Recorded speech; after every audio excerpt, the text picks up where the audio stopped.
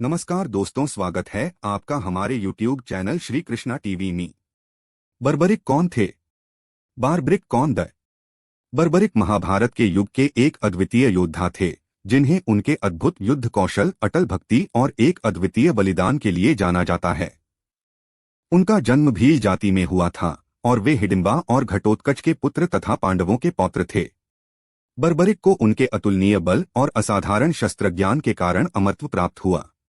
भारतीय पुराणों और महाभारत के विभिन्न संस्करणों में उनकी कहानी को अलग अलग रूपों में प्रस्तुत किया गया है, लेकिन सभी कहानियां उनके बलिदान, वीरता और भक्ति की महत्ता को दर्शाती हैं। बर्बरिक का जन्म और पारिवारिक पृष्ठभूमि। बर्बरिक के पिता घटोत्कच और माता कामकटंका या मौरवी थीं। घटोत्कच स्वयं भी एक महान योद्धा थे और उन्हें भगवान भीम का पुत्र माना जाता है। घटोत्कच राक्षसी वंश से थे, लेकिन उनके अंदर मानवीय गुण और राक्षसी बल का अद्भुत समन्वय था। बर्बरिक को यह अद्भुत बल और कौशल अपने पिता और दादा से विरासत में मिला। बर्बरिक का नाम उनके विशेष शस्त्र 3 बाण त्रिभंगी बाण के कारण प्रसिद्ध हुआ। उन्हें 3 बाणधारी भी कहा जाता है। यह 3 बाण ही उनके अद्वितीय युद्ध कौशल और अद्भुत शक्ति का प्रतीक थे। बर्बरिक की शिक्षा और शस्त्र ज्ञान। बर्बरिक ने अपनी शिक्षा बचपन से ही प्रारंभ कर दी थी। वे भगवान शिव के परम भक्त थे और उन्होंने शिवजी से ही दिव्यास्त्रों का ज्ञान प्राप्त किया। उनकी तपस्या और भक्ति से प्रसन्न होकर भगवान शिव ने उन्हें 3 दिव्य बाण प्रदान किए। ये बाण इतने शक्तिशाली थे कि उनके द्वारा किसी भी युद्ध को समाप्त किया जा सकता था। 3 बाण की विशेषता यह थी कि 1. पहला बाण शत्रु की पहचान करता था। 2. दूसरा बाण शत्रुओं का संहार करता था। 3. तीसरा बाण किसी भी छोड़े गए बाण को वापस ला सकता था। इसके अतिरिक्त उन्हें भगवान अग्निदेव से अचूक धनुष भी प्राप्त हुआ था। यह धनुष और बाण मिलकर बर्बरिक को अजेय बनाते थे। बर्बरिक की प्रतिज्ञा। बर्बरिक ने अपने जीवन में एक महत्वपूर्ण प्रतिज्ञा की थी, जिसे अहिंसा प्रतिज्ञा कहा जाता है।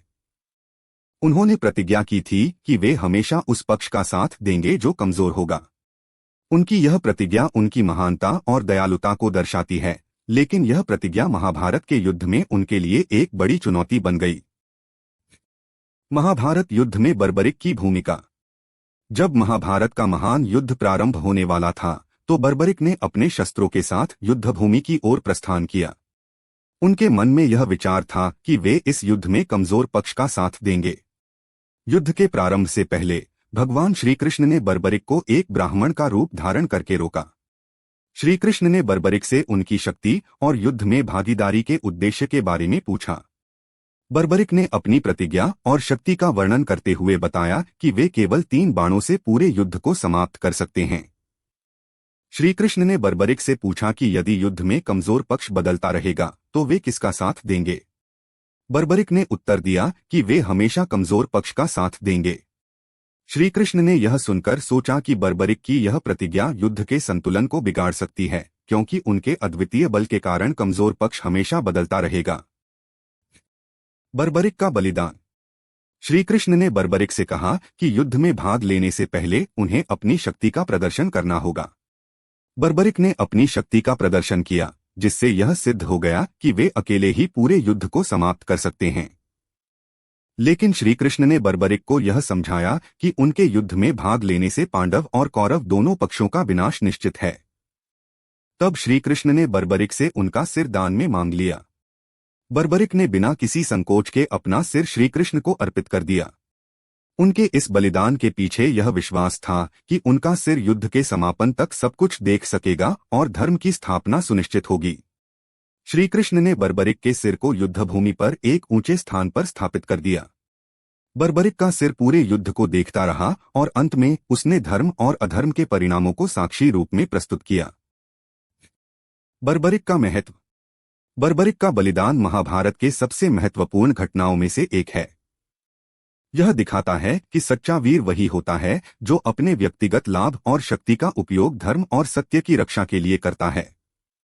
बर्बरिक का सिर यह दर्शाता है कि केवल बाहुबल ही नहीं, बल्कि नैतिकता और धर्म का पालन करना भी आवश्यक है।